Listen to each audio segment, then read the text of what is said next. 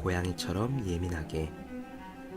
경영자는 생산 목표를 정하는 것보다 프로세스의 향상에 노력해야 한다. 미국 경영학자 에드워드 데밍의 말입니다. 추리소설 작가 얼 스탠리 가드너는 원래 변호사였습니다. 퇴근한 뒤 밤 11시에서 새벽 3시까지 매일 약 4,000단어씩을 꾸준히 썼습니다. 그랬던 그는 중간에 작업 방식을 바꿉니다. 우선 비서에게 내용을 구술한 후 타이핑했던 내용을 수정해서 책을 완성했던 겁니다. 새로운 방식으로 시간이 훨씬 절약된다는 사실을 깨닫고 가드너는 전업작가로 전향합니다. 연금술사의 파울로 코엘료는 1년을 3수로 나눕니다. 공적인 스케줄로 정신없이 바쁜 시간, 가족 및 지인과 교류하는 시간, 아무도 모르는 시골 헛간에 틀어박혀 글을 쓰는 시간입니다. 넉 달 사이클의 리듬 덕분에 코엘료는 소통과 다작의 2마리 토끼를 모두 잡는 작가가 되었습니다. 성공한 사람들은 대부분 자신만의 작업 리듬을 가지고 있습니다. 휴식과 건강을 챙기면서도 최대의 생산성을 낼 수 있는 절묘한 삶의 균형점입니다. 그래서 공부하는 사람은 고양이처럼 예민해질 필요가 있습니다. 아침에 공부가 잘 되는지, 저녁 운동은 자신에게 맞는지, 식사량은 어느 정도가 적당한지 말입니다. 관찰하고 수정해서 당신의 리듬을 찾아야 합니다.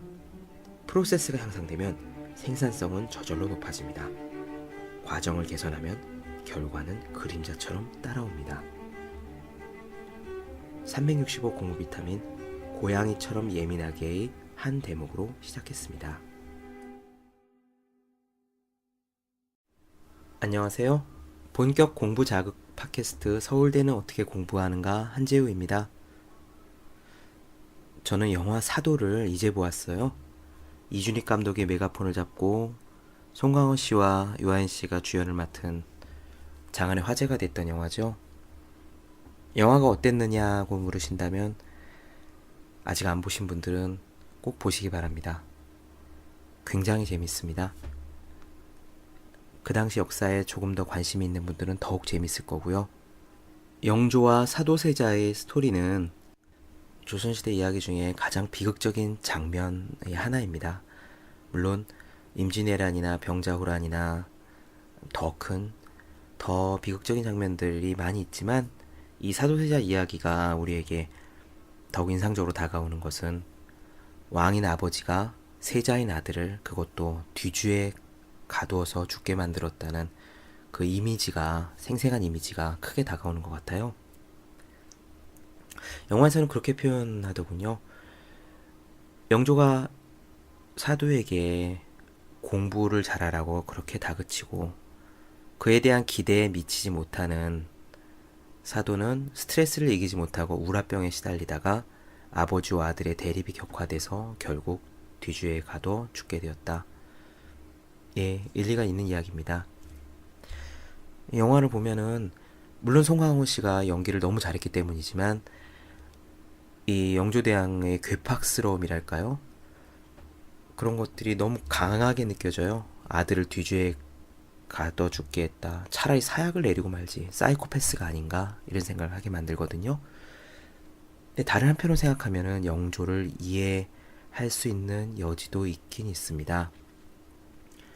영화에서 영조가 사도를 데리고 종묘를 가서 선왕들의 위패를 보며 이런 말을 하죠. 나는 여기 올 때마다 선왕들의 피울음 소리가 들린다. 맞습니다. 조선시대 왕실의 역사란 권력 다툼의 역사이고 피해 역사입니다. 왕이 되지 못한 왕자는 목숨을 부지하기가 쉽지 않은 것이 사실이었고요.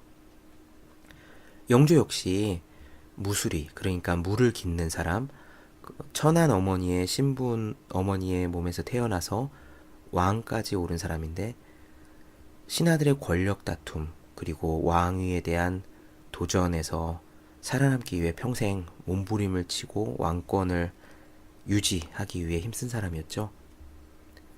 그러니까 그 자식에게도 공부를 열심히 해서 실력을 갖춰서 그러한 도전에 무너지지 않고 튼튼히 보위를 유지할 수 있기를 기대하는 것이 아버지의 마음이었을 테고요. 그러다 보니 공부를 강조하게 됐던 겁니다. 그럼 죽이고 싶으면 사약을 내리지 왜 뒤주라는 극단적인 방법을 택했느냐? 그것도 사실 이유가 있습니다.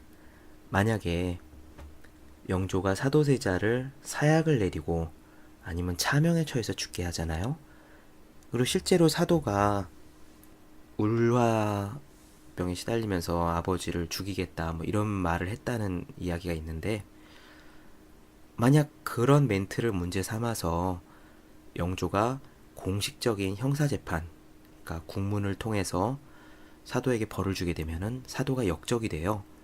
그러면은 사도세자의 아들인 정조는 역적의 아들이 되는 거죠. 역적의 아들은 왕이 될 수가 없습니다. 그러면 영조는 대가 끊기고 다른 누군가, 아마 신하들 중에서 가장 권력이 셌던 노론 세력이 될 텐데 그쪽에서 앉힌 누군가가 왕이 되는 거죠. 그래서 아들인 사도세자에게 왕위를 물려줄 수는 없고 역적으로 몰아 죽일 수도 없고, 그래서 정신병이다, 광인이다고 하여 뒤주에 가둬서 죽게 만들 수밖에 없었다는 해석도 일리가 있습니다. 사도는 비극적인 죽음을 맞았지만 그 덕분에 손자에게는, 그러니까 정조에게는 그 죄가 미치지 않았습니다. 어쨌거나 정조에게는 어마어마한 비극입니다. 아버지를 죽인 할아버지, 하지만 그 할아버지가 자신에게 왕위를 물려준 선대왕입니다. 그렇기 때문에 아버지의 복수를 하고 싶지만 아버지의 복수를 한다는 건 할아버지, 그것도 선대왕인 할아버지가 잘못했다는 이야기가 되는 거거든요. 모순에 빠진 거죠. 아버지를 복수할 수도 없고 할아버지가 잘못했다고 이야기할 수도 없고. 그리고 영조는 실제로 정조에게 사도의 이야기를 꺼내지 마라, 추승사업을 하지 말라라고 지시를 했습니다. 추승사업이라는 거는 아버지를 높이는 거예요. 후에 사도가 세자로 죽었지만 사도를 높여서 무슨 왕이다 이렇게 아들인 정조가 할 수도 있거든요. 그 사업을 하지 말라라고 이야기를 했습니다. 그래서 정조는 실제로 할아버지의 명을 어기지도 않으면서, 그리고 아버지에 대한 표를 실천하기 위해서 나중에 묘안을 냅니다. 수원에 화성을 짓고요. 자신이 일찍 은퇴를 하려 했습니다. 왕위를 일찍 물려주려 했던 거예요. 그리고 나서 자신의 아들에게 추승사업을 하려고 푸시하려 했던 거죠. 그러면 영조에게 사도를 높이지 말라라고 지시를 받은 자신의 의리도 지키고 자기의 아버지 사도세자를 왕으로 높이는 효도 다하고 그런 묘안을 짜냈던 겁니다. 어쨌든 그런 비극 속에서 정조가 살아남기 위해 택한 것이 있습니다. 그것은 공부입니다. 꼭 영조가 공부해라라고 강요했기 때문이 아니라요. 정조가 자신의 목숨을 부지하기 위해서 택할 수밖에 없었던 것, 그리고 적극적으로 택했던 것, 그것은 공부입니다. 그래서 오늘 저는 정조의 공부에 대해 이야기를 드리고자 합니다. 정조의 학문은 정말 압도적이었어요. 몇 가지 예를 들어 볼게요. 초기 문신 제도라는 게 있습니다. 당대에 젊고 가장 우수했던 사람들, 37살이 안 된 젊은 인재들을 모아서 왕이 직접 가르치는, 그리고 서로 공부하고 토론하고 하는 제도였거든요. 40살이 되면 초계문신제에서 이제 졸업을 시킵니다. 핵심인재 육성제도 같은 거예요. 그 당대에 가장 스마트하다는 초계문신들 다 모아놓은 자리에서도 정조는 학문적 카리스마로 그 신하들을 가르칩니다. 스승이자 왕이었던 거죠. 경연이라는 자리가 있습니다. 원래는 왕에게 신하들이 유학 경전을 가르치고 그리고 서로 토론을 하면서 이 유학적 이상을 현실 정치에 구현하자 하여 만든 스터디 모임 자리인데요. 실제는 그렇게 운영되지 않았습니다. 신하들이 왕에게 이래라 저래라 싫은 소리를 들어놓는 왕권 제어 장치였습니다. 왜냐하면 왕은 할 일이 많잖아요. 일도 해야 되고 뭐 식솔도 돌봐야 되고. 그런데 신하들 중에서는 평생 공부만 한 신하들도 있을 거고, 그러니 왕과 신하가 함께 모여 경전에 대해서 토론을 하게 되면은 왕이 모르는 부분이 많잖아요. 그럼 신하가 왕께서는 그것도 모르십니까? 그걸 모르면서 어찌 나라를 다스릴 수 있습니까? 이런 식으로 압박을 하면서 이래라 저래라 잔소리를 늘어놓는 자리였던 거죠. 그래서 왕들이 경연을 싫어했습니다. 하지만 정조는 정반대였습니다. 경연을 적극 활용했는데요. 왜냐하면 공부를 통해 다른 신하들, 모든 기득권을 가지고 있는 그 신하들을 찍어 누를 수 있었기 때문입니다. 기록에 보면 재미있는 장면이 나옵니다. 대학이라는 책에 대해서 토론하는 자리였어요. 대학은 사서삼경, 사서 중에 하나입니다. 논어맹자, 대학 중용 중에 하나이죠. 그 대학의 의미에 대해서 토론을 하는데, 대학이란 무엇이냐? 이것이 어른, 대인, 어른이 공부하는 학문이 대학이고 소인, 아이가 공부하는 학문이 소학이냐? 이런 토론이 오갑니다. 그때 신하들 중에서 한 명은 이렇게 이야기하죠. 대학은 주자가 대인의 학이라고 해석을 했고, 홍문이라는 책에서 소자의 학의 상대어라고 했으니 마땅히 대와 소는 사람의 대소로 보아야 합니다. 그러니까 대학은 어른의 학문이고 소학은 어린이의 학문이다 라는 거예요.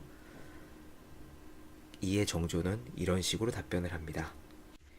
사서몽인이라는 책에 이르기를 어쩌고 저쩌고 어쩌고 저쩌고, 설통이라는 책에 이르기를 어쩌고 저쩌고 어쩌고 저쩌고, 한서와 대대리에서도 어쩌고 저쩌고 어쩌고 저쩌고, 신서에서도 어쩌고, 백호통에서도 어쩌고, 식화지에서도 어쩌고 저쩌고 하니 내가 보기에 대학은 어른의 학문이 아니고 큰 학문을 말하는 것이고, 소학은 어린이의 학문이 아니라 소의 작은 학문을 말하는 것이다 라는 학설이 타당한데 어떠한가 라고 질문합니다. 다른 신하들이 아무 소리를 못하죠. 거기 있는 학자 중에 가장 스마트하다는 사람이 겨우 2개의 예를 들어서 이야기하는데, 정조는 그 자리에서 8권의 책을 사례를 든 겁니다. 과거 시험 문제 출제도 그렇습니다. 원래 과거 시험, 그러니까 지금으로 치면 국가고시잖아요. 과거 시험 문제 출제는 성균관의 대사성이 맡았습니다. 대사성은 성균관에서 가장 높은 직이고, 성균관이 조선시대 최고의 국립대학이니까 지금으로 치면 국립서울대학 같은 건데 거기에 총장격이에요. 그 대사성이 항상 문제를 내는 건데 정조는 시험 문제를 본인이 직접 냈습니다. 정조의 말에 이랬어요. 과거 답안은 글을 짓는 자의 능력 여부에 딸려 있는 것이지만 또한 문제가 좋은가 좋지 않은가에도 영향을 받는다. 그 때문에 내가 시험을 치를 때는 제목이 될 만한 글귀를 찾기 위해 하루 또는 이틀의 시간을 들이곤 하는데, 경들 중에 일찍이 대사성을 지낸 사람들로 과연 이렇게 하는지 모르겠다. 그렇게 시험 문제를 직접 출제를 했고요. 그 시험 문제를 자신이 직접 검토했습니다. 이런 식으로 얘기했습니다. 정조가 낸 시험 문제의 마지막 구절 중에요, 이런 게 있어요.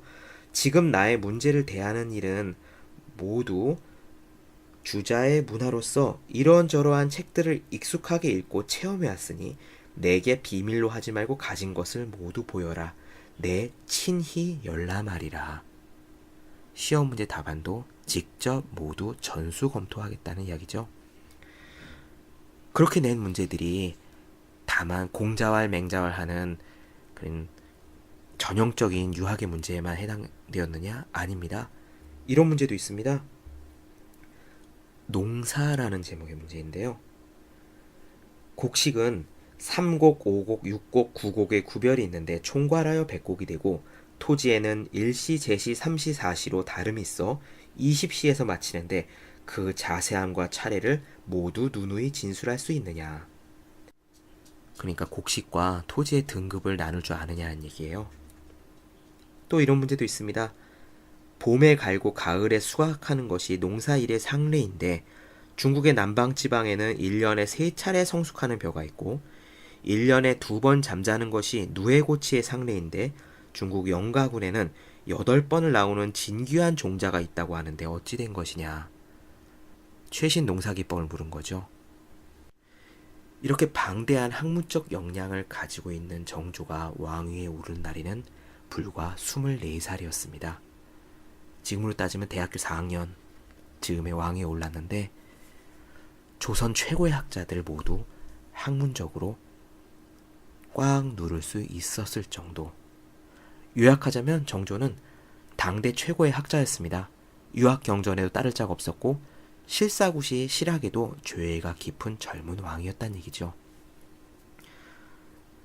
저는 오늘 여기서 정조의 학문을 지탱한 힘을 살펴보고 싶습니다. 어떻게 하면 정조처럼 공부할 수 있을까요? 그런 소박한 희망에서 나온 이야기입니다. 세 가지 말씀을 드려볼까요? 첫 번째 힘입니다. 정조는 뛰어난 무인이었습니다. 공부 방법을 이야기하면서 바로 무인이라는 말부터 꺼내다니 의아해하시는 분들이 있을지도 모르겠습니다. 하지만 공부의 시작은 몸입니다. 제가 본격 공부자극 팟캐스트 서울대는 어떻게 공부하는가 첫 번째 화에서도 공부의 시작은 단연코 몸이라는 에피소드로 말씀을 드렸죠. 정조는 대단한 무인이었습니다. 공식 기록에 보면 정조가 신하들 앞에서 활을 쏠 때요. 의전용인 예궁이 있습니다. 가벼운 활이에요. 그걸 집어들지 않고 정량궁, 실제 무인이 전장에서 쓰는 활을 집어들었다는 내용이 나옵니다. 그리고 어사고풍첩이라는 책에 보면은 정조의 활쏘기 실력이 기록되어 있습니다. 정조는 열순, 즉 50발의 화살을 날려서 49발을 맞췄다고 합니다. 마지막 한 발도 놓친 것이 아니라 겸손의 의미로 한 발을 흘린 겁니다. 그뿐이 아닙니다. 조선 최고 칼잡이 백동수를 불러서 직접 무예도 보통지를 편찬했습니다. 무예도 보통지에 실린 봉국권법은 지금 검도를 수련하는 전국의 모든 수련생들이 다 배우고 있어요. 그리고 정조는 용산에서 직접 수군 훈련을 지휘했고요. 수원 화성에서는 장용영의 군사훈련 역시 직접 지휘했습니다. 정조의 얼굴을 한번 보면 좋습니다. 네이버 블로그 제 허생의 즐거운 편지에 올려드리겠습니다. 정조 어진이라고 네이버에서 찾으셔도 좋습니다. 컬러풀하게 나온 것이 정조의 표준 영정입니다. 밤새워 책을 읽을 것 같은 여린 학자의 얼굴 나와 있는데요. 이 표준 영정은 상상으로 그린 거랍니다. 실제 정조의 모습이 남아있는 것이 있습니다. 조선시대 황실의 족보를 기록한 선원보략에 담긴 정조의 어진입니다. 그 그림을 보시면 밤새워 책 읽을 것 같은 여린 학자 전혀 그렇지 않습니다. 턱이 크고 얼굴이 크고 털이 뒤숭숭난 무인 강골의 기질이 느껴집니다. 서울대 화공학과의 황동문 교수님은 몰입 전문가입니다. 평범한 학자였던 황동문 교수가 몰입의 기술을 사용함으로써 50년 동안 풀리지 않았던 화학계의 난제를 연달아서 해결하고 단숨에 주목받는 석학이 되었는데요. 그런 황 교수님이 몰입이라는 책에서 첫 번째로 강조한 공부의 비법은 바로 운동이었습니다. 어쩌다 한번 일요일에 가는 등산을 말하는 게 아니에요. 매일 꾸준히 하는 운동입니다. 정조는 이 사실을 경험으로 알고 있었습니다. 그래서 신하들에게도 강제로 운동을 시켰습니다. 다산 정약용이 몸이 약해서 활을 쏘지 못하자 정조는 정약용을 잡아가두고 이렇게 명령을 내립니다. 문장을 아름답게 꾸밀 줄 알면서 활을 쏠 줄 모르는 것은 문무를 갖춘 제목이 아니니 의당 부경에 잡아놓고 하루에 20순씩 쏘아 매 순마다 한 발씩은 마친 뒤에야 풀어주겠다. 그때부터 정약용은 퇴근하지 못합니다. 집에 못 들어가고 궁궐에 박혀서 계속 활쏘기 연습을 하는데 이 시험을 통과해 퇴근하는데 열흘이 걸렸습니다. 정조의 공부법 두 번째 힘, 정조는 시간을 쪼개서 공부했습니다. 기록에 보면 정조가 신하에게 공부하지 않는다고 꾸짖는 장면이 나옵니다. 그대들은 근래에 어떤 책을 읽고 있느냐라고 물어보자 신하들이 바빠서 읽지 못하고 있다라고 답을 하죠. 이에 정조는 하교하기를 이는 하지 않는 것이지 못하는 것이 아니다. 지금 따로 독서할 날짜를 구하고자 한다면 책을 읽을 수 있는 때가 없지 않는가 하고 야단을 칩니다. 그렇습니다. 정조는 정말 일이 많은 가운데도 공부를 했습니다. 단 하루도 휴가를 가본 적이 없고요. 한밤중이 되기 전에는 잠자리에 든 적도 없고 날이 밝기 전에는 항상 옷을 입은 정조입니다. 그런 정조의 공부가 얼마나 꼼꼼했는지는 몇 가지 공부 기록을 살펴봐도 알 수 있습니다. 첫째, 정조는 한 해 한 번씩 왕양명집, 송사와 같은 몇 권의 책들을 통독했습니다. 예전에 제 법대 민법 교수님 한 분이 그런 공부 방법을 조언해 주신 적이 있어요. 해마다 1월 1일이 되면 예전에 고시 공부할 때 보았던 모든 과목의 책을 꺼내서 쭉 일회독을 하신답니다. 해마다 한 번씩 그렇게 함으로써 법 전반에 대한 넓은 시각을 유지할 수 있다고 하셨거든요. 두 번째, 정조는 책을 읽을 때 초록을 했습니다. 초록이란 필요한 부분을 뽑아서 따로 적어두는 것을 말합니다. 이게 지속적으로 할 수 있다면 정말 유용한 작업이지만 실제로 꼼꼼하게 해내는 사람은 많지 않습니다. 시간이 엄청나게 들거든요. 노트북과 태블릿 PC가 있는 지금도 그런데 붓으로 옮겨 적던 예전에는 오죽했겠습니까? 셋째, 정조는 정독을 강조했습니다. 책은 많이 읽으려고 힘쓸 것이 아니라 치밀하게 읽어야 한다. 책을 읽고도 이치를 밝히지 못한다면 비록 만 권의 책을 읽은들 심신에 무슨 보탬이 있는가? 엄청나게 바빴던 정조는 어떻게 이렇게 꼼꼼히 공부할 수 있었을까요? 그 비결은 틈틈이 하는 공부에 있었습니다. 정조는 취미가 없었습니다. 음악도 좋아하지 않았고요. 바둑이나 윷놀이 같은 잡기도 멀리했습니다. 소설은 물론 저 유명한 삼국지마저 읽지 않았습니다. 그리고 오로지 공부만을 했죠. 정조는 말했습니다. 한가한 시간에도 학문을 하는 것이고 바쁜 시간에도 학문을 하는 것이다. 시간은 늘 부족합니다. 그것은 저희들도, 학생들도, 직장인도, 정조도 마찬가지였을 겁니다. 정조의 공부 세 번째 힘. 정조는 늘 죽음의 위협에 시달렸습니다. 널리 알려진 굵직굵직한 영모만 꼬아보겠습니다. 홍인한, 홍봉한, 홍구경, 송덕상, 구선복, 정순왕후 등등. 손가락이 모자랄 지경이죠. 정조는 이런 말을 했습니다. 옷을 벗지 못하고 자는 때가 몇 날인지 알 수가 없었다. 영화 영린이 있어요. 정조대왕을 그린 영화인데 배우 현빈이 정조 역할을 맡았죠. 거기 보면은 왕의 침소 지붕 위에 암살을 기도하는 협객이 나온 장면이 있는데 실제 그런 일이 있었습니다. 왕이 잠들어 있는 집에 지붕 위에 암살자가 올라왔던 거예요. 문을 지키는 문지기들도 다 한 통속이었기 때문에 가능했던 일입니다. 그래서 정조는 자신의 침소를 날마다 바꾸었습니다. 그리고 왕이 어느 방에서 잠드는지는 극비사항이었죠. 그랬던 정조는 어린 시절에 밤을 새워 책을 읽었습니다. 왜냐고요?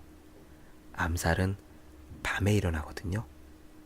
암살을 피하기 위한 가장 좋은 방법은 밤에 깨어있는 겁니다. 세자가 깨어있으면 시중을 두는 사람들도 퇴근하지 못하고 깨어있죠.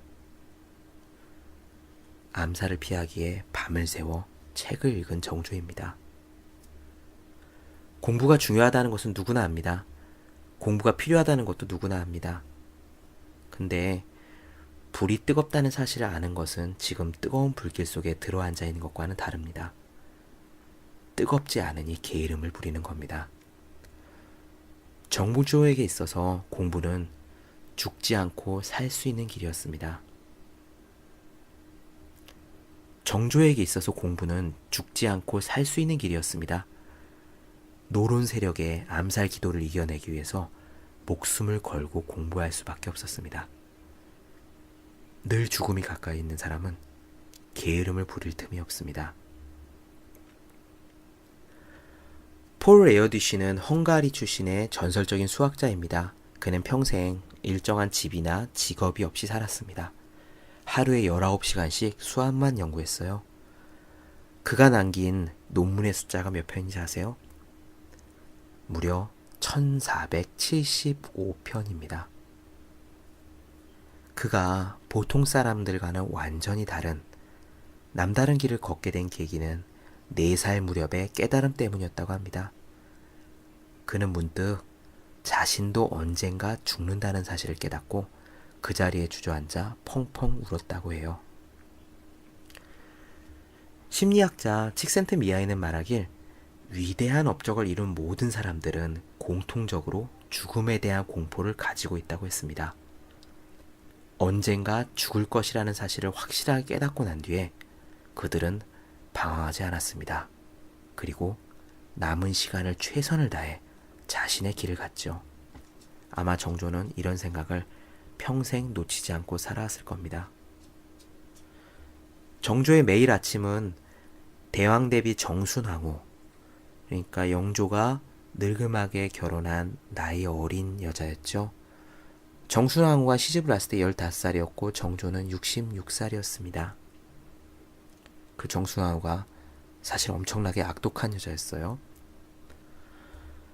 정조는 매일 정순왕후에게 문안 인사를 드리는 것으로 시작했습니다. 이 세상에서 가장 정조를 죽이고 싶어 했던 인물이죠. 정조는 그렇게 늘 삶과 죽음의 경계선에 놓인 담장 위를 걸어가는 심정으로 살지 않았나 생각합니다. 정조가 치열하게 공부했던 힘은 바로 거기서 나온 게 아닐까요? 죽음은 삶이 발명한 최고의 도구라는 스티브 잡스의 말이 기억납니다. 정조를 배우고자 저도 노력하겠습니다. 다음 시간에는 공부에 대한 정조의 어록을 몇 가지 살펴보겠습니다.